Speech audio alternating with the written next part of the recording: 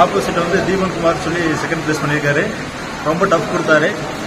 Place நல்ல முறையில் பண்ணியிருக்கோம். நல்ல முறையில் அமைச்சர் ஆணையாளர்கள் சங்கம் செயல்பட்டுருக்கிறாங்க. ரொம்ப மனநிறைவாக இருக்குங்க. இது ஒரு ஃபேமிலி டீம் ஒர்க் தான்.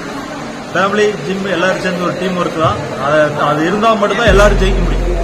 கண்டிப்பாக எல்லாரும் ஒரு ஃபேமிலியோட சப்போர்ட்டோட நீங்கள் பண்ணுங்க, நல்ல முறையில் ஜெயிக்கலாம். வாழ்த்துக்கள்.